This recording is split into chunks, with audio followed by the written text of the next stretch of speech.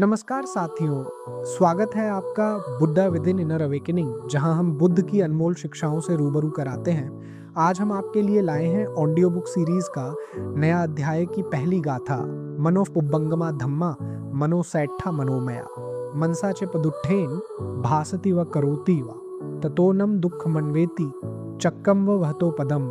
अर्थात मनस भी धर्मों प्रवृत्तियों का अगुआ है, मन ही प्रधान है, सभी धर्म मनोमय हैं। जब कोई व्यक्ति अपने मन को मैला करके कोई वाणी बोलता है अथवा शरीर से कोई कर्म करता है, तब दुहक उसके पीछे ऐसे हो लेता है जैसे गाड़ी का चक्का बैल के पैरों के पीछे पीछे हो लेता है। मन से बड़ा कुछ नहीं। चक्षुपाल की कथा स्थान जेतवन श्रावस्ती।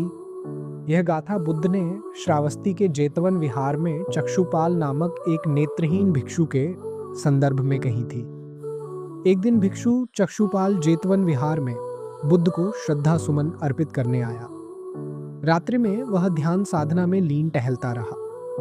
उसके पैरों के नीचे कई कीड़े मकोड़े दबकर मर गए। सुबह में कुछ अन्य भिक्षुगण वहां आए और उन्होंने उन कीड़े मकोड़ों को मरा हुआ पाया। उन्होंने बुद्ध को सूचित किया कि किस प्रकार चक्षुपाल ने रात्रि बेला में पाप कर्म किया था। बुद्ध ने उन भिक्षुओं से पूछा कि क्या उन्होंने चक्षुपाल को उन कीड़ों को मारते हुए देखा था। जब उन्होंने नकारात्मक उत्तर दिया, तब बुद्ध ने उनसे कहा कि जैसे उन्होंने चक्षुपाल को उन कीड़ों को मारते हुए नहीं देखा था, वैसे ही चक्षुपाल ने भी उन जीवित कीड़ों को नहीं देखा था। इसके अतिरिक्त चक्षुपाल ने अरहत्व प्राप्त कर लिया है, अतः उसके मन में हिंसा का भाव नहीं हो सकता था। इस प्रकार वह निर्दोष है। भिक्षुओं द्वारा पूछे जाने पर कि अरहत होने के बावजूद चक्षुपाल अंधा क्यों था, बुद्ध ने यह कथा सुनाई। अपने एक पूर्व जन्म में चक्षुपाल आंखों का चिकित्सक था। एक बार उसने जानबूझकर एक महिला रोगी को अंधा कर दिया था। उस महिला ने वचन दिया था कि अगर उसकी आंखें ठीक हो जाएंगी तो वह अपने बच्चों के साथ उसकी दासी हो जाएगी और जीवन पर्यंत उसकी गुलामी करेगी। उसकी आंखों का इलाज चलता रहा और आंखें पूर्णतः ठीक भी हो गईं।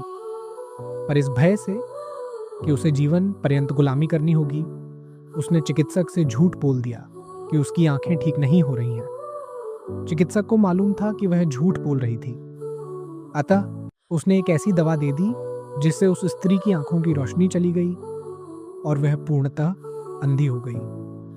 अपने इस कुकर्म के कारण चक्षुपाल कई जन्मों में एक अंधे व्यक्ति के रूप में पैदा हुआ। और भी इसको सरल शब्दों में समझे, हमारे सभी अनुभवों का सृजन विचार से होता है। अगर हम बुरे विचारों से बोलते हैं या कोई कार्य करते हैं तो उनसे कष्टदायक परिणाम प्राप्त होते हैं। हम जहां कहीं जाते हैं, बुरे विचारों के कारण बुरे परिणाम ही पाते हैं। हम अपने दुखों से तब तक मुक्त नहीं हो सकते जब तक हम अपने बुरे विचारों से ग्रस्त हैं। आपने अभी जीवन को बदल देने वाला धम्मपद अध्याय सुना।